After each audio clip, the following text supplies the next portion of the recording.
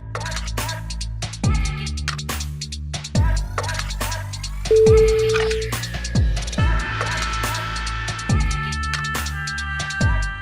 am so excited to introduce you to my guest today on the Glass House podcast. And I have been trying to get this woman onto the podcast, I would say, for a good 6 months, but she's so busy. She's based in London and she is the founder of the Executive PA Forum, which I'm speaking at on November 10th and 11th. I'm so excited to introduce you to Fiona Kelly. So hi, Fiona. Hi, Siobhan. Thanks so much for having me on here. You're And so welcome. I've been dying to do it for so long as well, just haven't had the opportunity. But you guys have been so busy with this symposium, which we'll get to. But I was actually, just before we started recording, I said to Fiona that my relationship with her and Aisling is my longest, most successful relationship. But I am delighted to have her on. So in your own words, Fiona, tell people what you do as the founder of the Executive PA Forum. Well, yeah, so the Executive PA Forum started, we had the very first event in 2010. And essentially there was no training event, no gathering for EAs and PAs in Ireland. And I had just come back from Australia, where I was working on conferences and training and events for a company there. And, you know, within that company alone, we had done like 6 or 7 events a year. And I couldn't believe that there wasn't that event in Ireland already. There was always something for HR and, you know, accountants and solicitors and lawyers, but there was every other function, sales, every other function in the business, but EAs and PAs. So that was it. We just, myself and Aisling is my sister who works in the business as well. And we set up this event, and it has just grown and grown and evolved over the years. Because we have an event management consultancy as well, we never dreamed that the Executive PA Forum would actually grow to take over most of the business, to be honest. So we're very excited to host it next week. Not next month anymore, next week. On the 10th and 11th of November. So yeah, it's basically a 2-day training event. It's CPD accredited, and we cover a whole range of topics and sessions that are relevant to the EA and PA role today. And it has evolved so much, like even in the last, obviously like any role since COVID, but especially in the last 18 months, but even before that, in the last 5 years, kind of, we started noticing a lot of changes within the role, which I'm sure you will know all about. It's as a recruiter as well. And it's just been lovely to, you know, connect with trainers. I think the benefits of COVID happening, of the pandemic, is that we've been able to connect with trainers and coaches all over the world. It's kind of changed your business model though, hasn't it? Like, you know, that it's opened it up to so many EAs, not just in Ireland, but the UK, the US. Yeah, that's it, exactly. So wherever you're from in the world, wherever you are, you can join us. And even if you want to dip in and out of sessions, the event will be recorded. So, you know, there's lots of new opportunities there that we would never have dreamed of before. And like one of our first speaker, you know, next week, that I'll chat about in a minute, she's based in Sydney. And, you know, it was probably very highly unlikely that we would have flown her across. Now we will in the future, I think, because we've worked so much with her now. Yeah. And we actually work with her on getting her courses across Europe, TAs and PAs across Europe. So, you know, we'd probably have her over now, but before that, we would have never dreamed of flying someone from so far away. So yeah, it's definitely been great from that perspective. So I hope that's covered. No, it does. But you see, the thing is that like you're typical of a lot of business women that I would meet, like even with the EAs and PAs, and you say these things, but it's as though everybody's doing them. Oh yeah, it's evolved. Like I remember when I first started working with you guys, the numbers were much lower, and even though the events were always great, year on year they improved. And one of the things that I think, and I remember having this conversation with yourself and Ash a while ago, that it was about when the EAs and PAs were speaking at the events, a lot of it was that the role was like in isolation, and they had a lot of work stress before everybody started talking about burnout and work stress, and that you were addressing those kind of things 5 years ago, 6 years ago in your workshops, if I remember correctly. So you've always really been ahead of the curve, and this year is like, it's really, the theme is almost, even though it doesn't have like a theme, like a transformation. Yes, exactly. That's what it's about, because that's what we've all been going through, a transformation of sorts for the last while. But it's also about like becoming a transformational EA. We have Adam Fiddler who's doing a keynote actually on that topic. Phenomenal. And then within that as well is confidence to grow into your role and to make it what you want it to be. We've got Lisa Mitten who's going to be talking. She's a vision and leadership mentor, and she actually used to be an EA, and she's going to be talking about creating your dream job, creating, making the role, even if it's the role that you're in, you don't have to change jobs. You can if you want, but it's making the most, it's shaping the role for you, molding it into how you want your role to look. And to go for opportunities, to make suggestions, to not be afraid to, it's even how to approach those conversations, isn't it? Like, exactly. Like, how do you start the conversation? Like, because I'm a big advocate of job crafting, and I know this is stupid as a recruiter, and like EAs would say, like, I have to go, I hate my job, I'm bored, and I'm like, well, maybe stay and speak to them, and see what you can add in. Like, if you love events and you love organization, maybe try and bring more of those parts. Well, especially now, because I think what a lot of it's kind of been almost two ends of the spectrum, two extremes that have happened. Some EAs have had more time back because they're not organizing like travel and meetings and all that kind of, all those kind of like heavy admin tasks.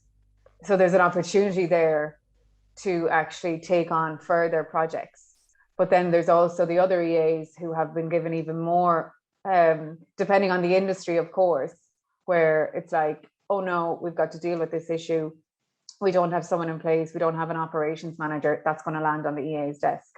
So, it's been kind of two ends of the spectrum. Yeah, no, and it always has been, I think, with the EA. Working. Yeah, I think that always has been, hasn't it, though, with the EA and PA role, that it really does depend on the company that you're in. Yeah, it does, exactly. And who you're working with and how supportive they are and how encouraging they are, because that's really important too. I think it could be also like a cultural thing. Obviously, we have people who tune in from all over the world, but I do think there's a culture in Ireland where it's, oh well, you can do this, and then that's enough for you, as opposed to like being encouraging and, okay, we have you in this box now, and this is what your role is, and don't go over that. But it's actually what we would always encourage all the delegates that come to our events is to like empower themselves and to take ownership and take responsibility and say, well, I'm actually going to push for this. I'm going to, fight for growing my position and developing myself professionally and personally.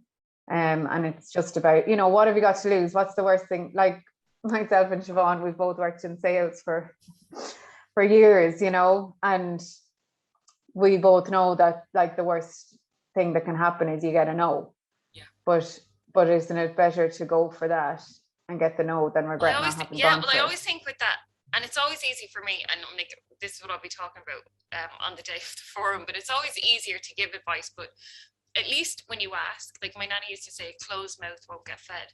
And it's, unless you push yourself, and it's very hard because it does depend on the culture and the environment that you're in. And so many times I am saying to people to ask these questions, but like I haven't done it myself on occasion. So it is easier to advocate for somebody else. But if you ask and you get a no, at least then you know where you stand. Like, okay, I am going to have to look outside the company, and I am going to have to make a move if this is the path that I want to follow. But one of the things that you said is really interesting. You were talking about the relationship with the EA and the support network, like with their executive or the wider team. One of the things that's happening at the forum, Adam Fiddler has invited the executives along. Is that true? No additional cost. Tell us about that. That is it. Yeah, that's true. You're like, it's like what word on the street is that? Yeah, no, look, it's Adam has developed this new paradigm in executive support, and he's constantly coaching and training EAs and PAs, and he runs his own academy in Manchester, and he's very academic actually, and he's always keeping up with like thought leadership and all that. And so his session is about transformational leadership and how transformational leaders need transformational EAs. And so we were speaking about it, and we kind of thought, okay, like this is great for the EAs to know. However, wouldn't it be great if their executives joined in as well? Because it's so important, number one, for them to understand the role of the EA, of their EAs more, and understand how they can work together better for in their interests as well as the EAs, So it's we've opened it up so that they can invite their executive to come along and attend that session and learn. They'll learn a lot for themselves as well as for how the relationship can improve and how they can work the most effectively and productively together. And also what actually goes on at the forum, like the kind of things that are spoken about. Like it's not just like soup at lunch and catching up, or like it's actual like hugely educational pieces that you take away. I know even when I would sit at the forum, when you would have it like in different venues over the last few years with a notepad, listening to some of the speakers, and even though I wasn't an EA, there were so many tools that were given that were career focused. Like obviously like certain parts are so focused like on the EA, but there's parts that anybody could take away as a professional. Exactly, that's it. And we kind of, I think that's the thing about it, is that we like to have not just EAs and PAs like talking, or in the past we've had them up talking about their roles and their journeys and different things that they learned about themselves, and giving confidence to other EAs and PAs as well, especially to get up and deliver a presentation, which is out of most of their comfort zones. But at the same time, it's not just that. Like we would have coaches and trainers talking about everything from like negotiation skills to presentation skills to confidence building to how to connect, how to have presence, how to have executive presence. And these are they're much it's much wider, it's much more applicable like across the business, that it could apply to most roles within like business today. So it's kind of keeping up with current trends and models, and making sure that it's not just like, okay, here we're focusing now on admin only kind of tasks, because the role has just gone way beyond that, and it will continue to in the future. And that's one thing about Adam's session that he's delivering on transformational leadership, is to come more away from transactional thinking to more operational and strategic thinking. And that's that's really where he sees the role going, where it's already headed, as you know, as a recruiter. Yeah, no, I 100% agree, because even and I had mentioned this to you previously, that the job specifications for EAs and PAs are changing. Like I read one the other day, and I'm going to touch on it in the presentation at the forum, but if you were to take the job title off it, it would look like a director of operations, or chief of ops. And you're reading it, and then you look at some of the job specs that are posted on the Irish job sites, not all of them, but some of them, and they're still very much junior admin, and it's like it's up to, I think, recruiters and I suppose like HR people or talent acquisition have a responsibility to update those job specs and be less lazy, because at least then an EA knows what they're applying for. You can't just like any type of admin that's supporting an executive is an executive assistant,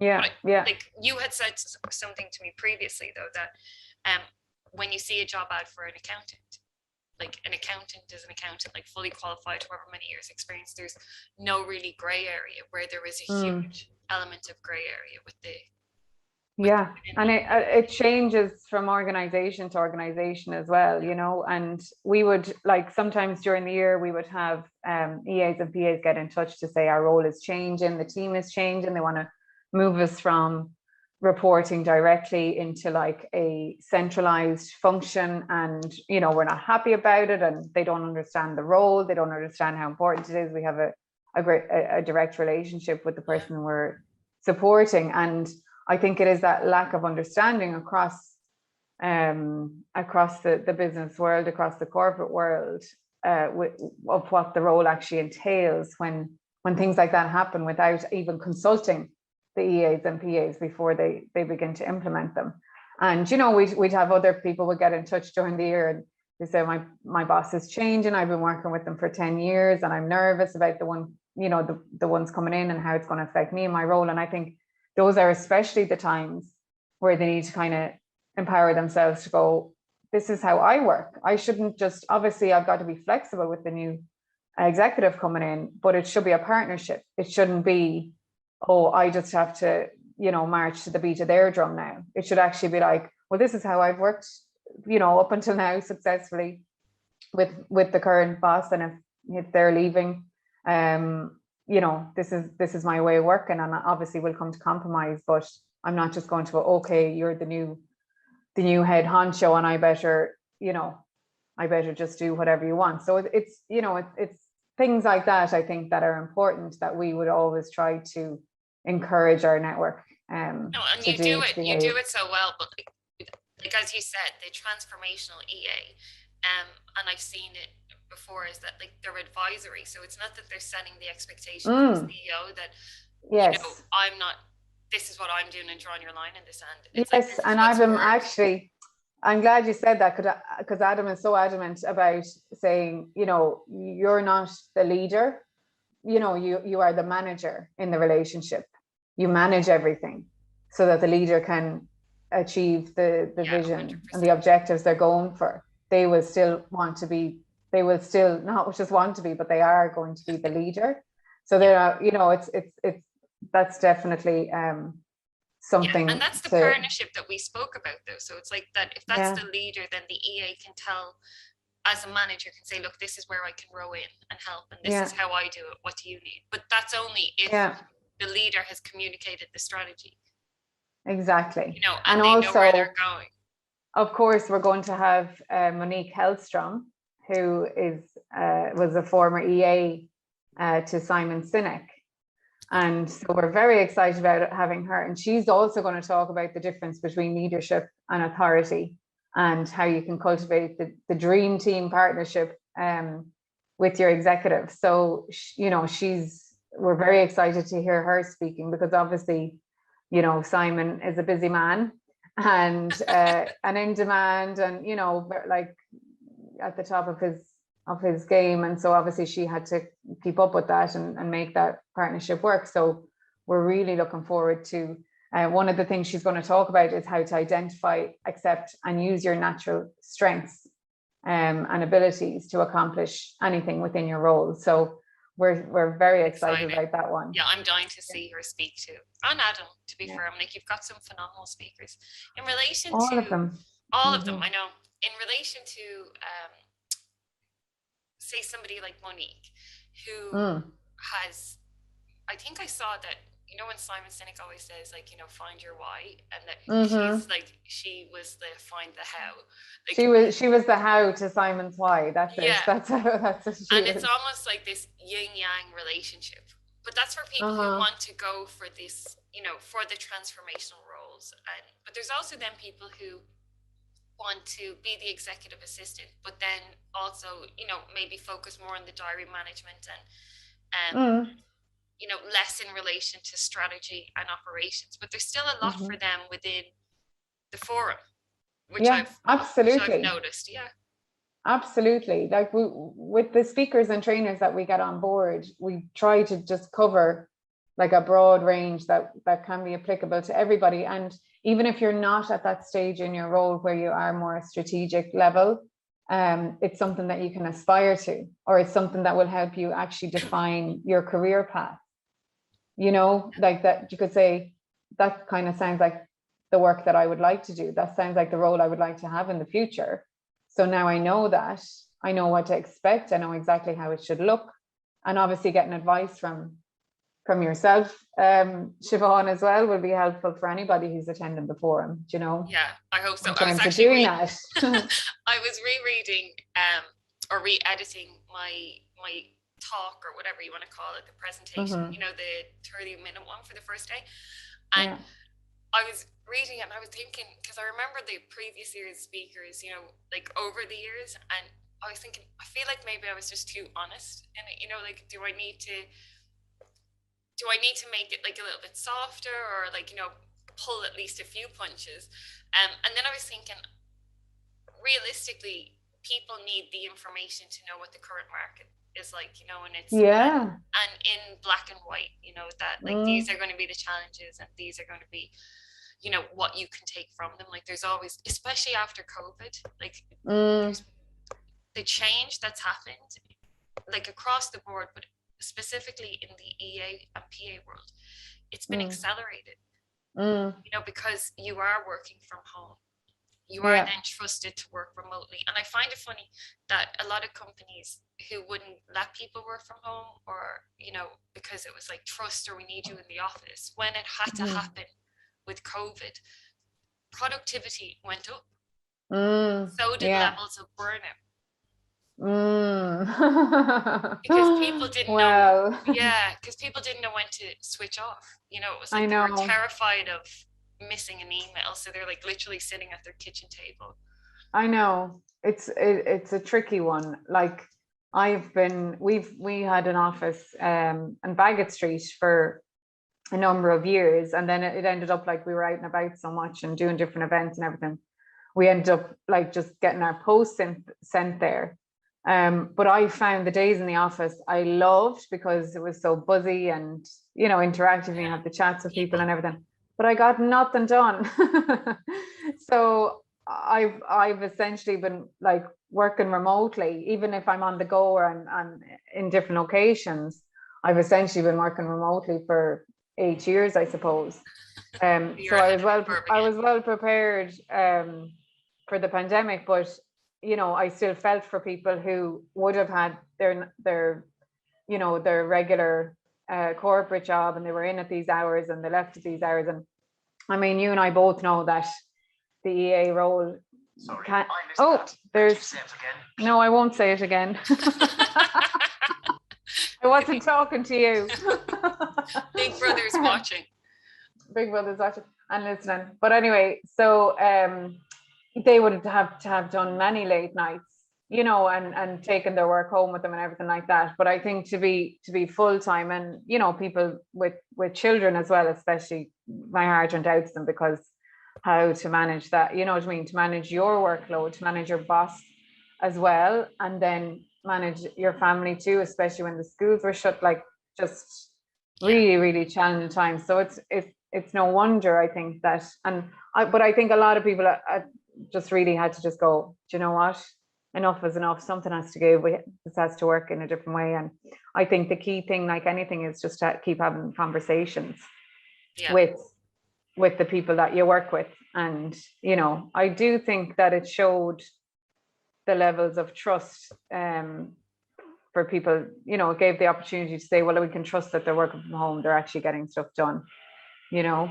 Yeah, I think it changed a lot of minds, 100%, you know, and it's going to open up things as well for women in the workplace.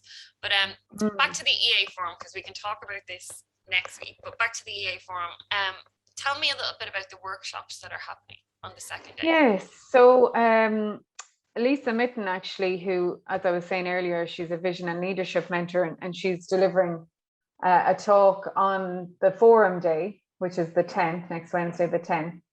And again, she's talking about creating your vision and the role that you would like, and the life that you would like to have. And so that includes, you know, how you communicate with people, ensuring how you communicate your higher vision, and ensuring that it lands effectively with the right people. And also not having emotional attachment to your objectives, in the sense that if you have too much of an emotional attachment, it might stop you. It actually you might start, you know, the voice in your head might start going, no, who do you think you are now? You're going for that. No, just stay in your box and whatever, you know. So that's her that's her kind of form of teaching. But what she's actually going to do, because she's only in for a half hour, 40-minute slot on Wednesday, she's going to do a deep dive into that area as part of her workshop on Thursday. And she's going to get people actually interacting and having, I know it can terrify some people to go, oh no, I don't want to be I don't want to be doing exercises now and having to come up with things, but I think it's actually a really good way to practice. And then she can advise, like she can get people to kind of tweak your role play approach. and tweak and everything like that as well. So that's one of the workshops that we're very excited about. We're also going to have Trish Butair, who I spoke about earlier, who's based in Sydney, and she's going to go through the Global Assistant Toolkit. So obviously we know that executive and personal assistants have been working across borders for decades. And so what, didn't we always have international assistants? But the global assistant and the rise of the global assistant is more to do with culturally how you interact with different cultures, different parts of your organization across the world. And a lot of the skill sets that most EAs and PAs actually have, they haven't realized how to define them. So it's also going to be helpful to define the competencies and skills that you have and your capabilities, so that you can actually go, okay, this is also what I do. This is also part of my repertoire. This is also where I could get a pay rise potentially in the future because I'm doing this. This is how valuable I am. Yeah. But it has to all lead to that, that's what it has to lead to. And then we've also got a workshop from David Little, who is the CEO of TCM Group, and he works in conflict resolution and cultural change, and also transformational leadership. I want to go to all of these workshops. Are they on at the same time as mine, or? Actually, no. You're in the afternoon, Siobhan. See me hopping into them. So he will touch on transformational leadership as well. Actually, what he's going to talk about, because he works in conflict resolution, he's going to talk about constructive conflict resolution in a virtual hybrid world. So he's had many years trained as a mediator and resolving conflict and negotiation, but especially now that you might have to have some difficult conversations online as opposed to face to face, and just how to deal with those. So that will be helpful for many people. We have another workshop on strategies to build confidence, which is another big theme of the event. Who's doing that workshop? So that's going to be Angie McQuillan. She's a career and success coach, and she's based in the UK as well. We're going to be coming live on Wednesday from the studios in Camden Street. But I think the majority of our speakers are actually dialing in from different countries around the world. So I think yourself and two other speakers are going to be in the studio with Aisling on Wednesday. I'll be dialing in remotely from London myself. And other than that, everyone, that's it. I think that one's really interesting. Sorry, the one about confidence, because a lot of people think that candidates and EAs and PAs that I've spoken to think that confidence has to look a certain way. And I'd actually done a video on this before, that it's like, the Conor McGregor swagger, or I think the word confidence, if I remember correctly, is like with loyalty or with fidelity to yourself. So it's not, it's confidence in your own skill set. It's not, you don't have to be the loudest person in the room. No. But it's the ability to present your skills and back yourself. And I think that's what I'm going to be talking about on the day of the forum. It's just like, in fact, it's interesting you say that, because usually the loudest person in the room is probably the least confident, that is trying to prove themselves something. Hide or mask, a certain area of themselves. So it's like confidence isn't like the same fit. It's not like a one size fits all. Exactly. Kind of look. It's like, it's whatever is true to you, and it's finding that. And I think that would be a great workshop. Definitely. And I think as well as that, because studies do show that people who appear more confident can be assumed to be more competent, which isn't always the case. So, and again, there's also the fine line between confidence and arrogance. So but I think you're right. It comes down to yourself having a strong sense of self-worth and self-belief. And that's really what we want to encourage people. That's why having we're a full putting that 360 view of like your good points, and it's almost like when you do a SWOT analysis of yourself, like I know that I'm brutal at administration, you know, like really bad, but I could talk the legs, you know, off a horse. So, or I'd have a higher level of emotional intelligence. So it's like, you know, knowing that. So then when somebody just say something maybe that's cutting or not positive about you, you kind of go, well, actually, I know myself well enough to know that that's true. That's, you know, and you can kind of pick and choose the parts that hurt or the parts that's it. And also to go, you know, we're not robots. Like, we're not machines. We're only human. We have our flaws. We all have our strengths and areas to work on. I won't say the W word. Areas to work on and be aware of.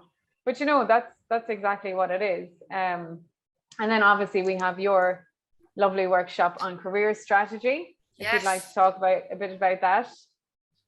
What would I like to say about my workshop? So it's going to start off, so whoever's attending, artificial intelligence is a huge thing at the moment, and a lot of people are afraid of it. You know, when you get like a personality test, or, you know, a test when you're joining a company, and it's just to see where you sit, and the candidates would say to me, what will I answer? It's like, it's there's no right or wrong, so just try and be as honest as you possibly can. And what this AI test does, it just shows where really your strengths are, where you lean more towards in relation to creativity, openness, how you, I suppose, collaborate with other people. And there's no right or wrong way, but it's the same as like crafting your job. So, and that would be a big thing for me. It's like working out where they want to go. And in relation to career mapping, I said before, it's like if somebody said to you, you could book a dream holiday to anywhere in the world, the first step that you would take is that you have to book your flight, right? So once you've picked your destination, you would have to book your flight. So you need to know where you are.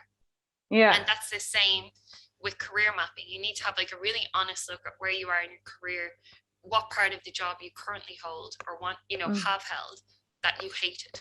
Like, you know, there's no point in you trying to upskill and do like a payroll course if you absolutely hate Excel and things like that. So it's kind of work out where you are exactly, and then break it down into almost stepping stones to how to get to the perfect one.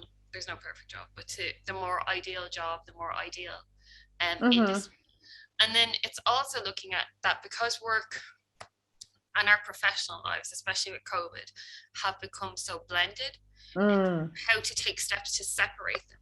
Because and I'd said this to you before, that and I've done it, so the only reason I can speak with any authority on this is that when you blend both of them so much, it's very hard to see where you start professionally and then where you end as a human, you know. So you need to kind of draw lines between that, and then it will also be skills on, again, asking for the pay rise, how to get what you want, how to navigate the current market, but to do it like with an air of leadership and to see yourself as an equal. So it's going to be working 50% on exercises on yourself, seeing what you can work with, and then like what you need to do strategy wise. So it'll be an individual. Great.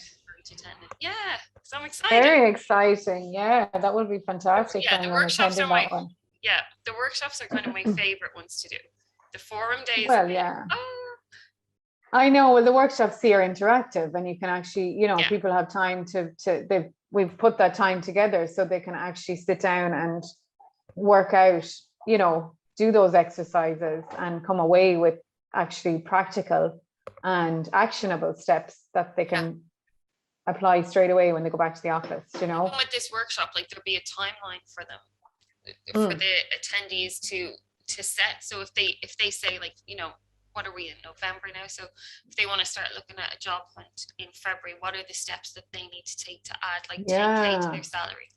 To get a step exactly. So. Yeah, that's it, Siobhan. It's not just always about, you know, particularly with the model that you have with your new business now, it's not just about getting a new job. It's actually about, well, how can I make the most of the job I'm in? How can I curate the role that I'm currently in to how I want it to look?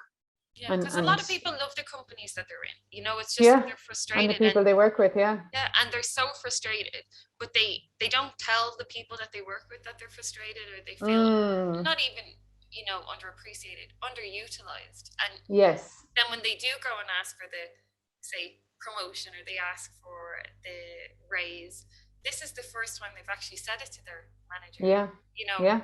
and then they get frustrated if they don't get it straight away. But it's like, yeah, you've been sitting on this for a year and a half. This person is literally just heard it, you know? So it's like yes, you need to kind of breadcrumb them very true. That's a little that's very good applicable advice in any area of your life, isn't it? bit.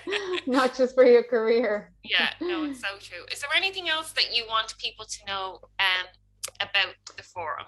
Yeah, I mean, the key points, like we basically have Fuel, our events partner, and they're also going to be our platinum partner. They have a platform partner. They have a new online platform called VStage that we're very excited for our delegates to try out. And so they've also kindly invited a limited number, obviously with still restrictions in place. They've invited a limited number of people to come in to the studios if you're in Dublin or any part of I Ireland really you'd like hope to come that, in. like, yeah, some people come in. It'd be great to see them.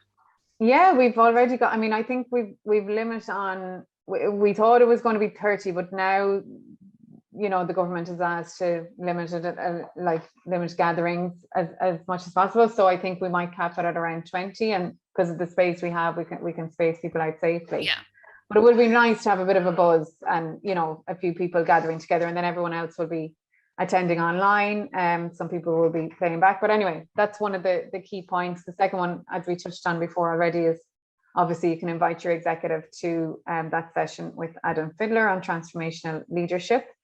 And also it's going to be recorded, so you can watch it on playback. You can dip in and out during the day.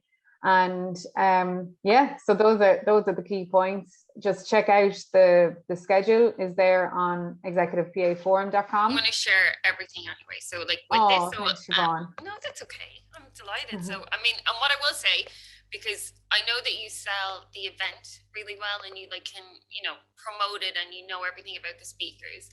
But one of the most joyous things for me about being back involved with the PA event this year was getting to work with you and Ashley again. I actually feel myself choking up a little bit.